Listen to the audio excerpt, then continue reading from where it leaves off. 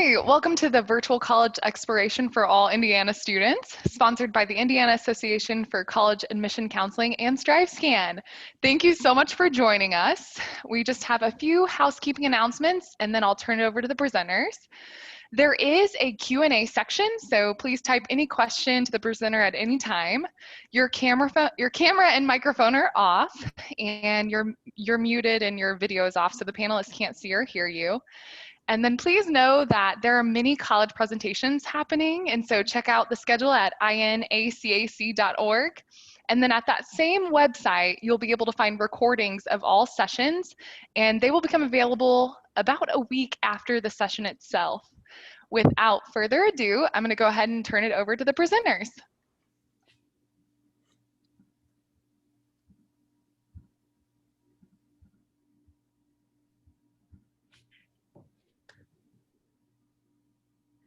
All righty.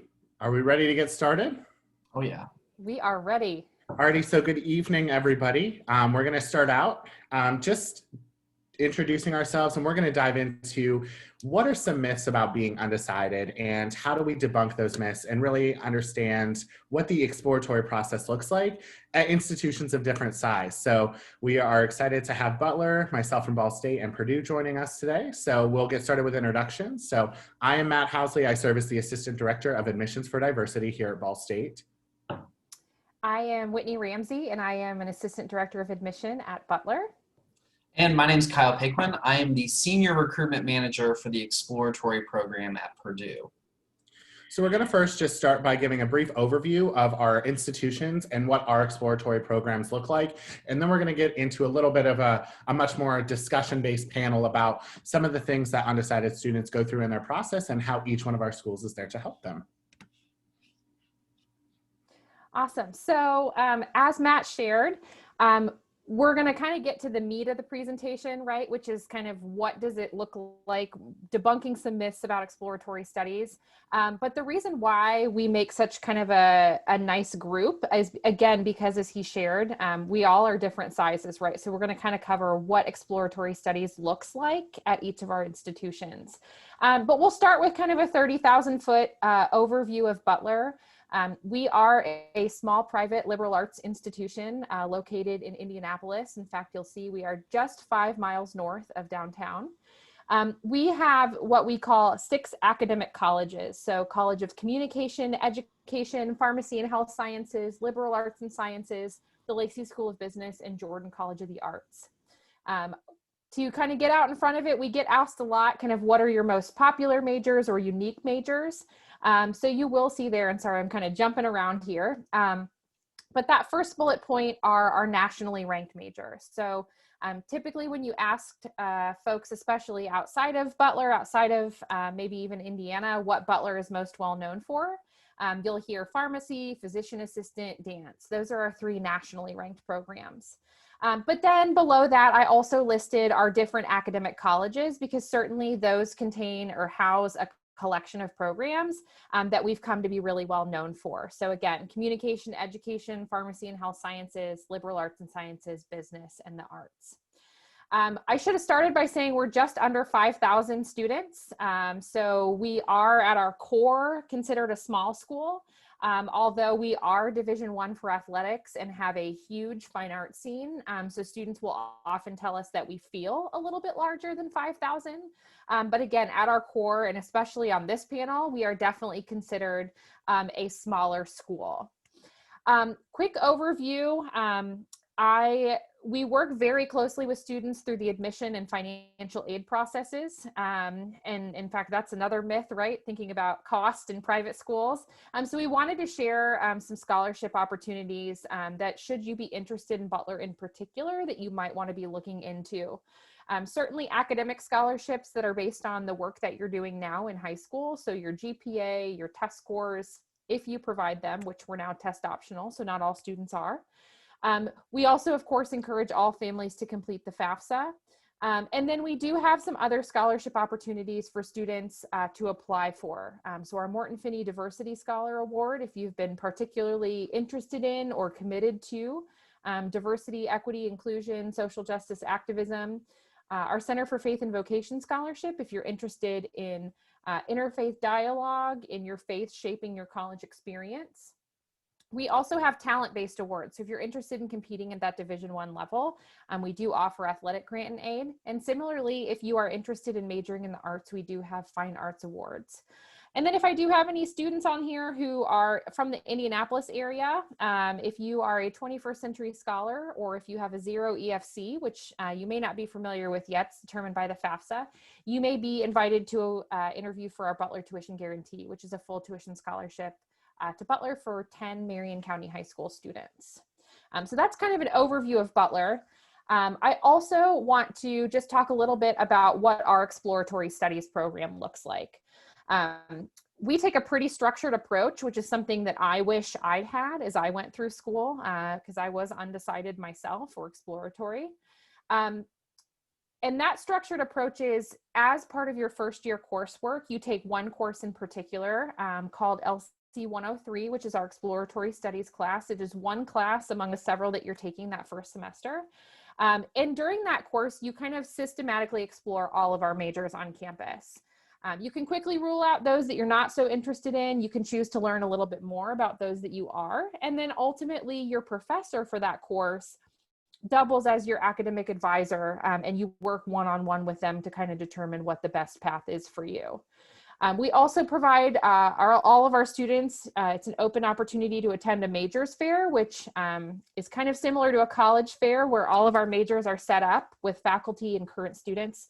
So kind of allows for an informal networking opportunity to, again, learn a little bit more about the majors.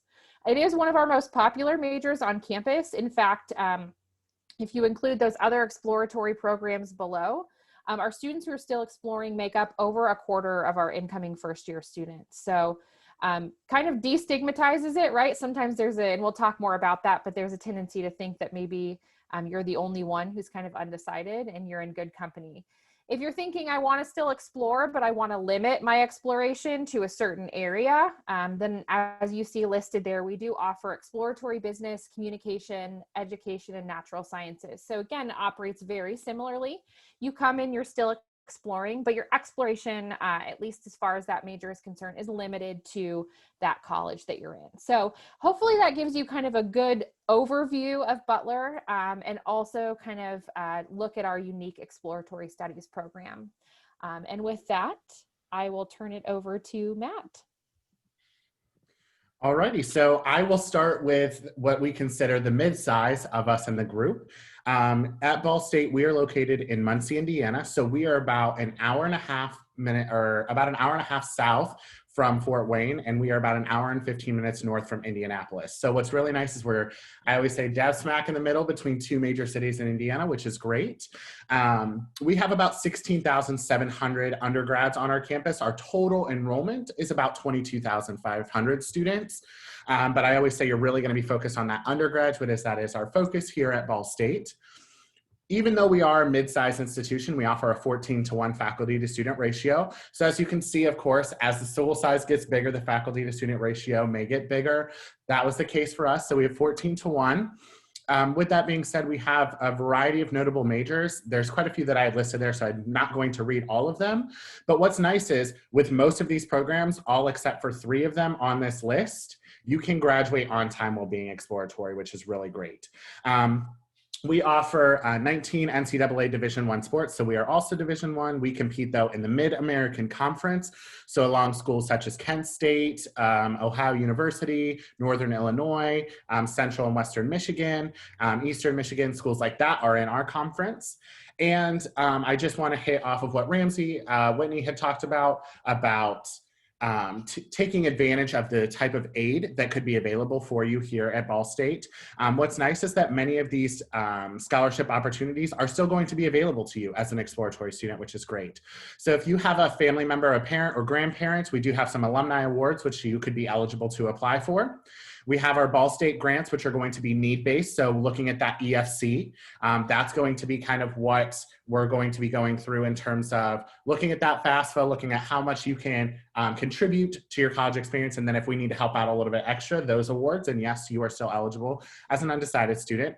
Departmental scholarships, the reason I put this on here is because many of our departmental scholarships actually run for sophomores, juniors, and seniors. So if you are exploratory to start out your first year and then you declare that major in your second year, those scholarships could then become available to you, which is really nice.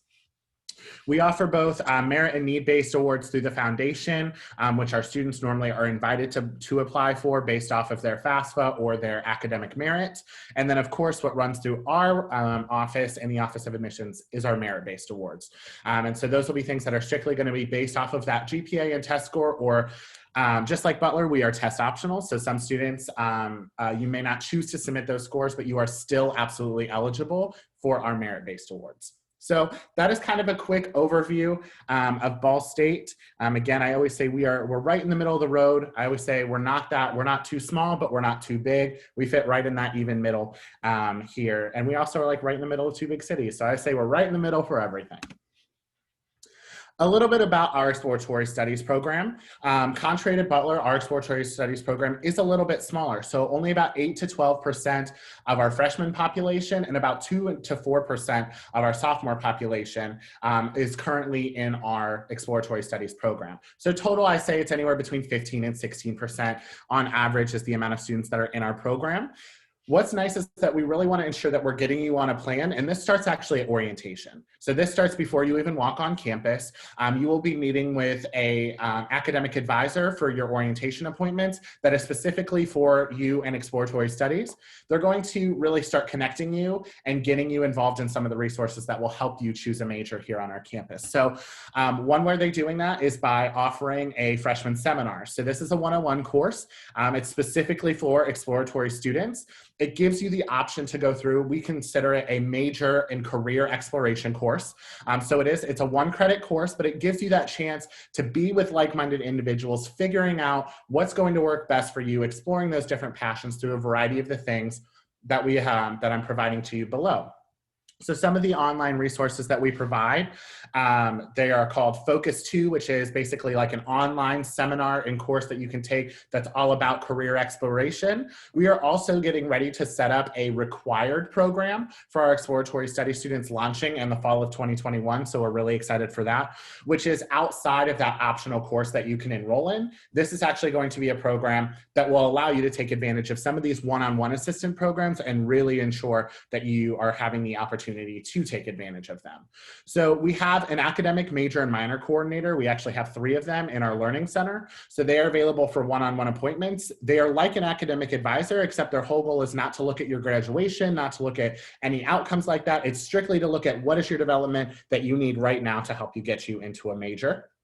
We also have the Career Center, which does a variety of workshops that will help students find some different career paths that maybe align to their values and their skills. Same thing in the Counseling Center, except those are actually group sessions, which are really nice. So you can actually coordinate with other students in the Counseling Center for these group sessions, all exploring about what does my life look like right now and what am I going to do for the rest of my life, which is really nice. It's a lot more low key. It's not as structured as it's more about that conversation and just allowing your brain to think about all of those things. And what I really like is what we have Senior VIPs, which is a connections program with seniors in majors. So if you were maybe interested in exploring the telecommunications program, we have a Senior VIP in our communications department. So you could sit down with a current senior and discuss with them about what the major entails, what their experience has been like. And for me, I think that that's one of the best benefits of our program is not only do we offer the professional resources with our staff and faculty, but we offer these student connections for you to build as well. And then of course, just being able to get involved in some of the other career and life planning courses, which our Career Center offers, as well as these required courses that will be coming up for our exploratory students in the fall of 2021. So I know I was talking really fast, but I wanted to make sure that I got through it in a timely manner. So I will turn it over to Kyle to talk a little bit about exploratory studies on the bigger scale of things. Awesome. I can talk equally as fast as Matt. So Purdue University, located in West Lafayette, Indiana, maybe in the middle between Indiana and Chicago, a little bit closer to Indianapolis. But we are located in West Lafayette, Indiana, an undergraduate size of about 35,000 students. With graduate students and PhD students, it gets north of about 40,000. Our student to faculty ratio is 13:1, and the average class size at Purdue is 31. Most people are surprised that we have a class size or an average class size of 31 at an institution so big. But what I can tell you is as you get more further into your major and those classes become more specific, that class size can get even smaller than 31. We are home to over 220 majors. The last time I counted, I think there were 227, but I'm just going to say there's over 220 majors at Purdue, and they vary. They vary wildly. Now, there are 10 academic colleges, schools, and institutions, our Purdue Polytechnic Institute, our Krannert School of Management, our College of Engineering, so on and so forth. And they house all 220 majors. So our majors are divided up amongst these different colleges, schools, and institutes. The ones that we're most well known for is the College of Engineering. When people hear Purdue, both in the state of Indiana and outside of Indiana, people think of engineering first, and I totally get it. But I like to say that we're a STEAM school, right? Science, technology, engineering, agriculture, and math, although we do have robust programs in the liberal arts and the human services as well. We also offer a professional flight program, so if you'd like to be a pilot, you can do that here at Purdue, and we have nursing and management degrees that are also renowned. We compete in the Big Ten Conference, Division I, so we compete amongst the IUs, Ohio States, Wisconsin's, so on and so forth. We're 65 miles northwest from downtown Indianapolis. And then as far as scholarships are concerned, we have scholarships both merit-based and need-based, as well as some through the Honors College. As an exploratory studies student, you are eligible to receive those scholarships. So I know that sometimes there's that stigma that if I don't know what I want to study, I can't get money for it, especially at a school like Purdue. That's simply not the case. The only way you put yourself at a disadvantage as far as scholarship consideration when it comes to Purdue is if you don't apply by our early action deadline, which is November 1st. So if you'd like to be considered for scholarships, make sure, at least at Purdue, you're applying before November 1st. So moving on to talking about exploratory studies, which this is what I love to do. That's the department in which I work for. We're a gateway to Purdue for beginning students. So as I mentioned, we have these 11 colleges and programs. Most people don't know we are the third largest college or program for incoming freshmen. So this fall we brought in just south of 1,200. I think it was 1,190 exploratory study students. So students who are coming into our institution without a major. We are a gateway to this institution so that you can start here without a major, end up in one of the other 220 majors I've described, and graduate, right? I joke with families and students that we are a starting place, we're not a parking space. And that leads me to my next point, where we take a proactive approach to good decision making. We want students to stay until they make a decision, right? So have the time to relax, take a deep breath, look at everything that Purdue's offering, and then once we're comfortable and confident in that decision, we want you to get to where you want to go. Now that being said, you can't stay longer than 4 semesters. So you have until the end of your sophomore year to make a decision. If you were to take summer classes, that doesn't count against your 4 semesters. But we want you to stay in our program until you're confident and ready to make that decision.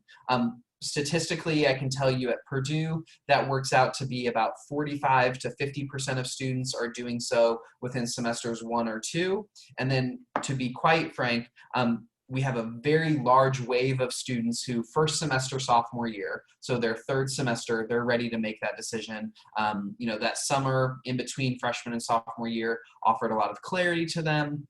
Maybe they get a job or an internship in an area that they're thinking about. And we see those first semester sophomore students are super eager, and we get a big wave of students who leave in that 3rd semester. That leaves about 5 to 10% of students who are with us for a full 4. I always say you have it if you need it, you probably won't. Now, when we look at the students who start in exploratory studies and we compare them to their peers at Purdue who start in a major, I'm really proud to say that only 12% of our students end up changing their major after they make a decision. So 88% of exploratory studies students start in our program, figure out what is it that they want to study, and they end up in that major and they graduate, right? And they move on and they stick with that thing through to graduation. In comparison with their peers who start in a major, and I'm sure Matt and Whitney can attest to this, there's lots of students who start at our institutions who think they know what they want to study, and then sophomore year comes around and they're taking thermodynamics and they don't know what thermodynamics is, and now they're switching their major, right? And so that's what we're trying to avoid amongst all of our programs. And that's what we're proud, our 12% statistics really great. We offer the opportunity to explore academic and career options and maintain that 4-year graduation rate. So much like the other institutions, we too also have a course. Our course is called EDPS 105, Academic and Career Planning. I teach this course Tuesday, Wednesday, Thursday, Friday, so I'm well familiar with the course curriculum, and I won't bore you with all the details, but the best way I can describe this course is it's a class about majors, it's a class about careers, but it's also a class about you, the student, right? Learning more about our personality, our strengths, our interests, our values. How has our family influenced what majors and careers we might be interested in? That's what this course is really about. So the combination, kind of like a Venn diagram, you, majors, and careers is what this is about. We cannot teach you about all 220 majors in one semester. But what we can do is teach you how to do major and career research, right? What tools do you need in your toolbox to be able to go out and do major and career research beyond first semester of freshman year, right? So when you are looking at plans of study, you can identify what majors might be more favorable to you based off of the classes and the content of those courses. Almost half of our EDPS courses have something called an EDPS Fellow. This is essentially a former exploratory studies student, someone who's taken this EDPS 105 class. They're either a sophomore, junior, or senior at Purdue, who is in the classroom with you and can kind of share their experience and walk through what it's like to be an undecided student. And throughout the entire semester, they're working with these exploratory students in that classroom and kind of helping them through those activities and assignments and homework so that they have a really solid understanding of like, this is the exploration journey for me, and it doesn't mean that it's going to be the same for you, but this is how I got to where I was, right? This is how these activities and assignments worked in my own exploration journey. Continuing on, we have a 1 to 150 student to advisor ratio. That sounds like a lot, and frankly, it can be. But what I can tell you is that amongst other advisors at Purdue, we have one of the lowest student to advisor ratios. That's intentional. Our director has made sure that our advisors don't go over 150 because our advisors do teach that academic and career planning class. And frankly, they need to be available for multiple appointments throughout the semester so that you can have a conversation with them beyond here are the things I'm considering, right? Like as far as majors or courses are concerned, we want to have conversations about career aspirations, right? Why are you as undecided as you think that you are? So we're making sure that we leave doors open for area of interest, but all of our students have a unique schedule, and ultimately our students still graduate in time. So they're still graduating at the same rate as someone who starts in a major and sticks with it, and they're graduating at a better rate than students who start in a major and switch. And we're going to talk about that and as we debunk some myths. So let's go on and debunk some myths a little bit about exploratory. So we're going to kind of be tackling this in 3 major chunks. So we're going to be looking at the perception of what it's like to be an exploratory student, looking at the differences between program selections as you're making that choice into your majors. And then third is we're going to be looking at the outcomes. So what is those graduation rates? What is those career placement rates? What do they look like? And how are they similar or different from people who start in their intended majors? So Kyle will start us off talking a little bit about perception. Yeah, so I know it was a very long time ago, but I remember vividly what it was like to be 17, 18 years old and to go off to college and to hear everyone in the hallways of school talk about, oh, I'm going to be a doctor, I'm going to be a lawyer, I'm going to be a business executive. Great. I loved my friends who knew what they wanted to study, but I always felt a little bit ashamed that there was this perception that if I didn't know what I was doing, right? If I didn't know what I was going to study, I had no direction, or that I really kind of felt alone in that. And what we can all tell you is that our institutions, our undecided students, there is not that perception, there's not that stigma here as to starting off an exploratory, right? Frankly, that our students are sometimes the most proud to wear that exploratory studies t-shirt, right? And to say, yes, I'm an exploratory student because I'm taking the time to make sure that I don't end up switching, and that I'm really confident that I'm going to end up in a major or in a career field that I enjoy. Right? Yeah, maybe I'll draw a great salary, but I want to make sure that this is something that I'm going to love through and through. And so that perception that our students are undecided and so they don't know what they're doing, that isn't the case, right? They don't know what they're going to study, but they definitely know what they're doing. And they're taking the time to make sure that this is the right career path for them. I can share a story of a parent a few years ago who was in a presentation similar to this, but in person, and we were talking about exploratory studies. And he was thinking about his oldest daughter who changed her major 4 times before landing on a major, right? And the youngest daughter was in the room, and they came up to me after and they said, we're definitely sending our child to an exploratory program, whether it's Purdue or not. We're sending them to an exploratory program because we don't want to waste the time and the money of our students switching over and over again. And so, you know, those stories, I'm sure every institution has some similar, but the idea, the perception that our students don't have a direction is just simply not there. In fact, our students, I feel like, are making the best decision that they can by taking that time and maybe pumping the brakes a little bit.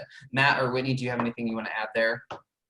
Yeah, I would definitely just say, again, at minimum, there's going to be at least 10 to 15% of other students at my institution, and definitely more at their institutions. Their exploratory programs are a little bit larger than Ball State's, but you're not alone in that process. And so, you know, I think that it's just so important to hone in that, well, you may think, it's frustrating that I don't know what to do right now. You need to also look ahead and be like, but I know that I'm going to figure out what I'm going to do because I'm at a school that's going to help me get there. So, you know, I think that I really just wanted to hit in on that. You may feel like you're alone and that you don't, quote unquote, have that place, but you most definitely do on all of our campuses.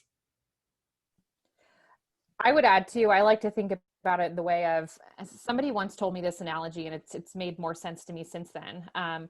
But when you're considering buying a house, you don't just look at it from the curb and decide to buy it, right? You set up a time, you go into the house, you explore every nook and cranny, you ask a lot of questions. And so if you can kind of flip that narrative in your head to when you're going on these campus visits and everyone's so quick to say, you know, what's your name? Where are you from? What's your major? Right. And to have that confidence to feel like I'm exploratory, right? And that means that I'm taking the time to walk into the house, check all the nooks and crannies, ask all the questions. And again, that doesn't say anything, you know, bad about any student who knows. We have plenty of students who come in, they know they want to be biology, they know they want to go to med school, they do bio, they do med school, perfect, right? But just have that confidence to know, you know, that you're doing your due diligence.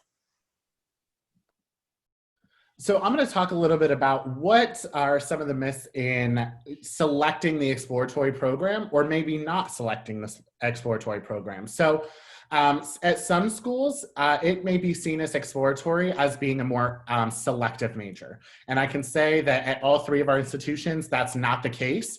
But at some of these more what you consider quote unquote elite schools, their exploratory programs allow you then to go a lot of different directions without a lot of hoop jumping. So sometimes it may see as more selective, but definitely not, that is not the case here at our 3 schools.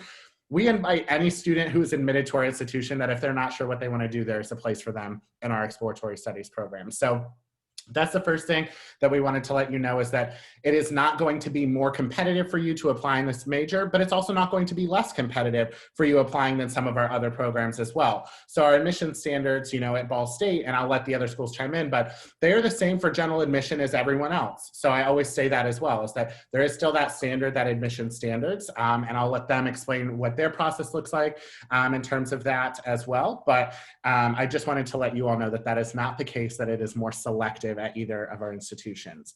In terms of, you know, undecided students may think that it's a backdoor to get into a major, and that's also not the case.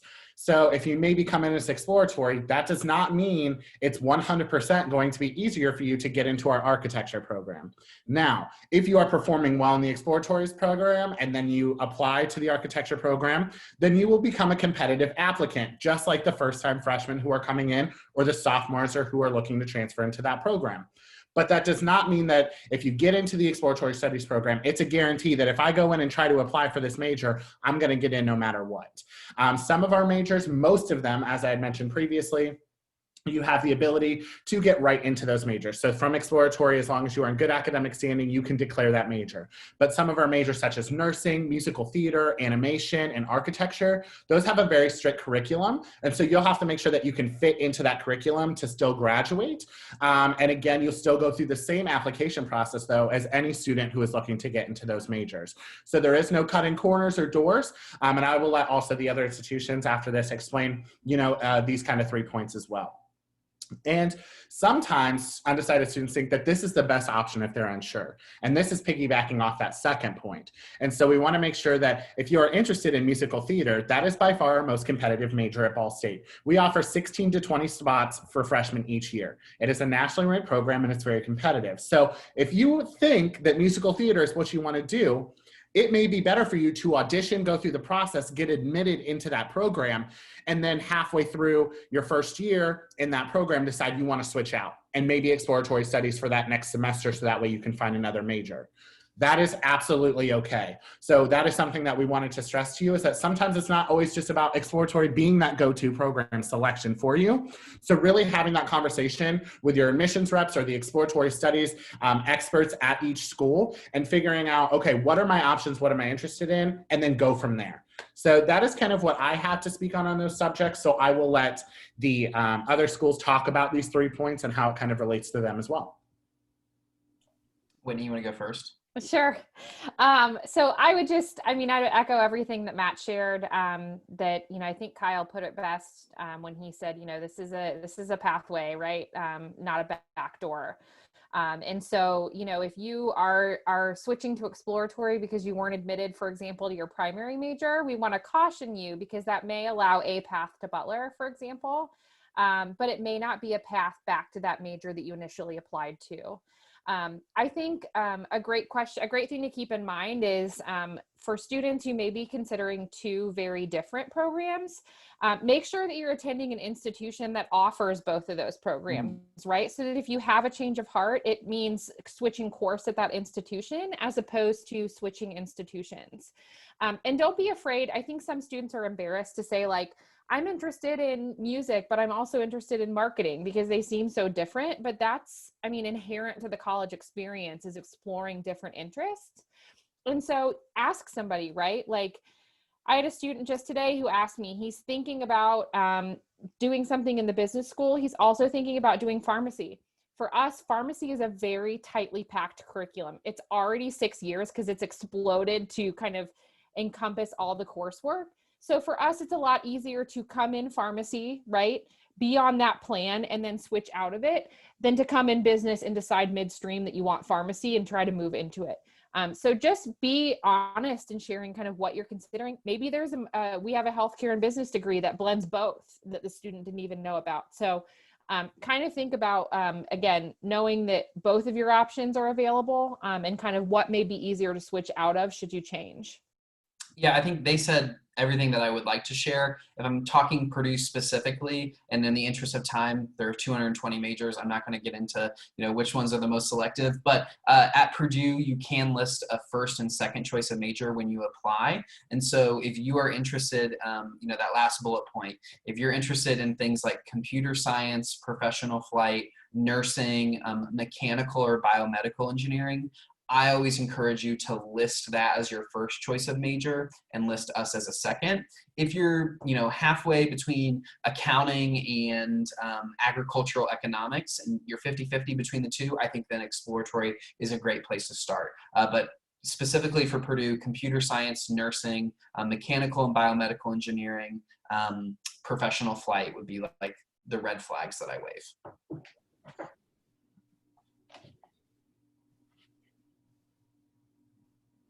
Awesome. So I will wrap up with outcomes. I know most of you are probably thinking, let me just finish high school. Let me just get through the college admission process, right? But we're sort of, and hopefully you are too, thinking about what happens to you after that, right? And thinking about college, wherever you end up, as a stepping stone towards kind of what your ultimate goal is, right? To graduate and move into either graduate school, the workforce, what have you.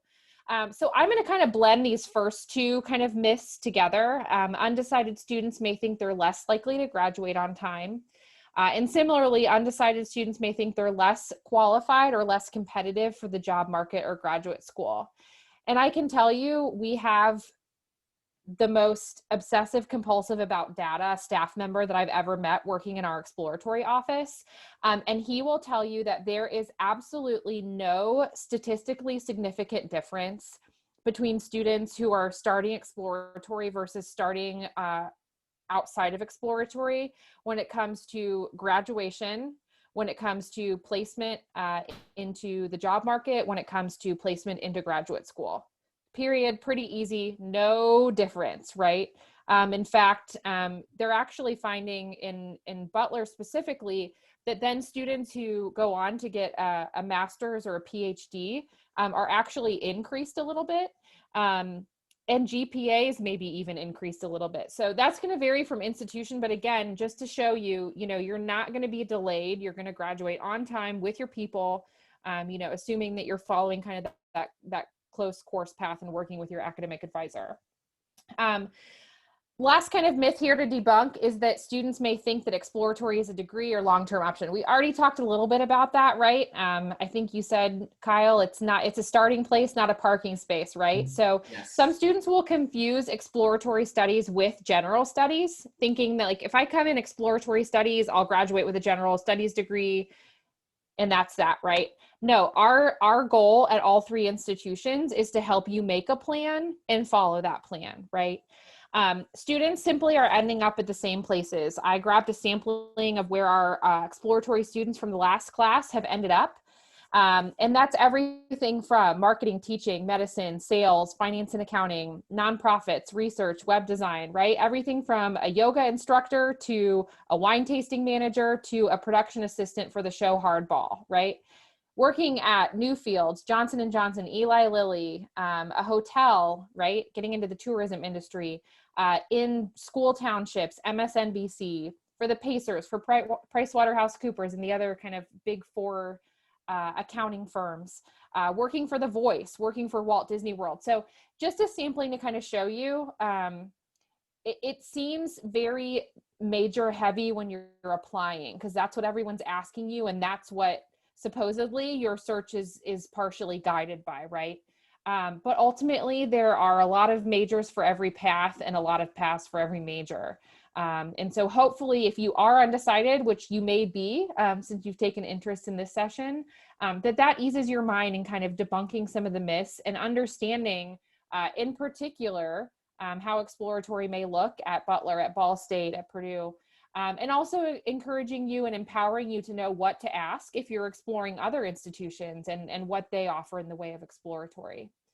So I think we'll wrap up with some Q&A, but first we wanted to share some additional resources available to our students. For Butler, I'll kick it off. Our Exploratory Studies program is housed in our Center for Academic Success and Exploration, or you may hear it called the CASE office. So they are a one-stop shop for both the professors who run the exploratory study courses and also academic success workshops, whatever the case may be. We also have a career and professional success office who gets more into kind of the career advising. But again, the CASE office is that kind of that first line of defense. So if you're curious, you can learn more, butler.edu/learning. For us here at Ball State, it actually is in what we consider our university college. So it's like one of our 7 academic colleges on campus. We actually have somebody who's focused on the Exploratory Studies program specifically. His name's Andy Morrow. He serves as one of our freshman academic advisors and kind of the director of the Exploratory Studies program. I did list the freshman academic advising number as well as his email address. So if any of you are looking at attending Ball State and you're like, all right, who should I get in contact with about the Exploratory program? That would be Andy or myself. I'd be happy to get you in contact with him.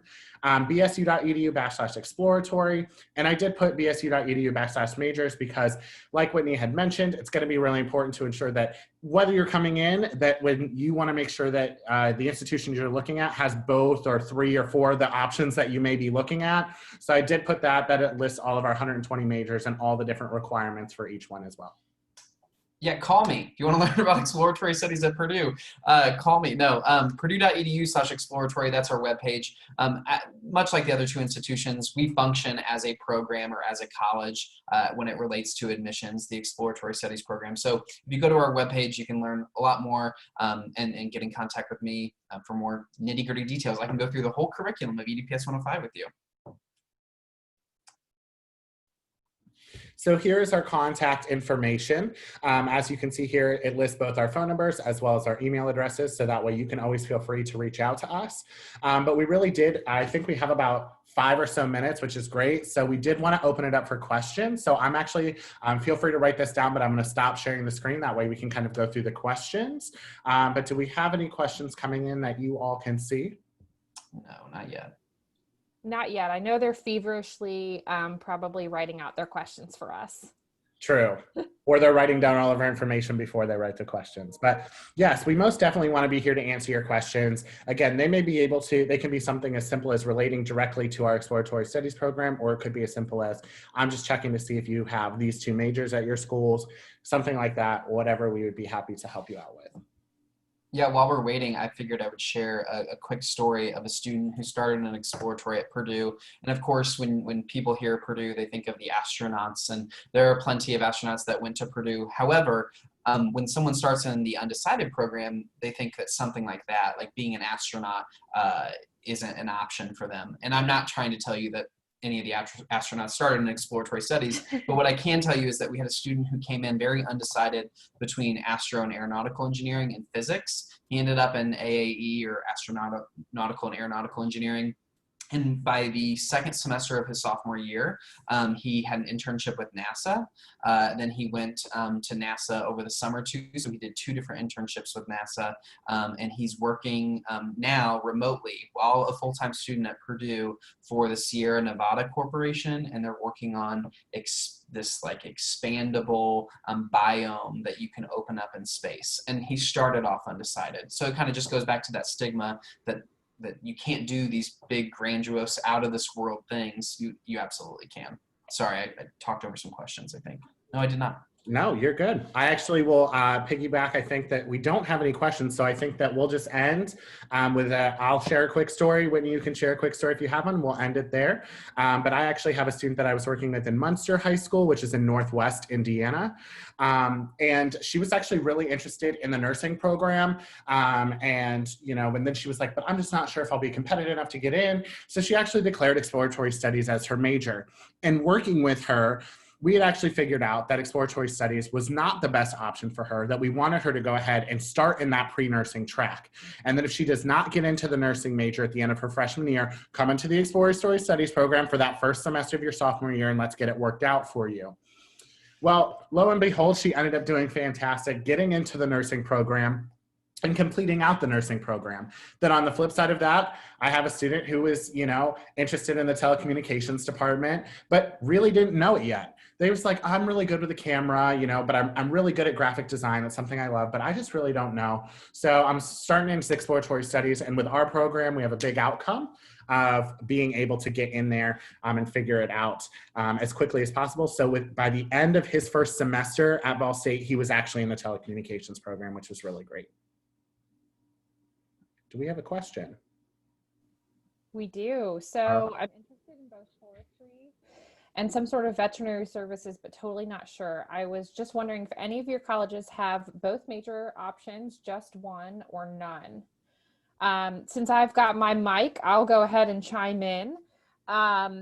So Butler does not offer forestry.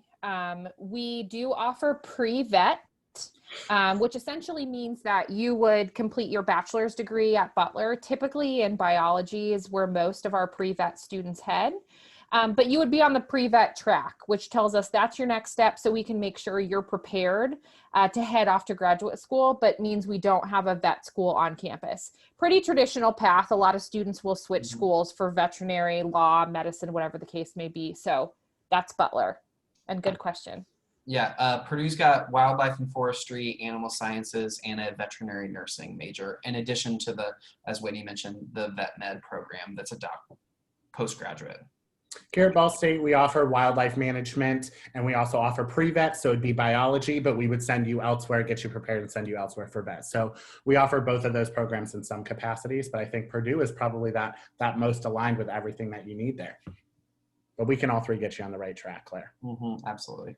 Also, I would love to hear more about how you got interested in forestry. Yeah. You are very welcome. So I think we are getting ready to end the session here. So they are going to pop back on here and kind of sign us off. So from Ball State, thank you so much for attending and have a good night.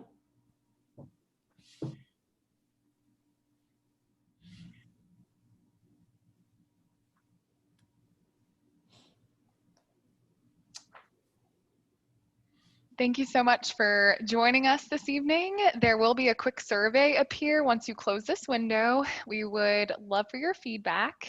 Also, just another reminder that there are a ton of sessions happening over the course of the next couple of weeks, and you can find those at inacac.org.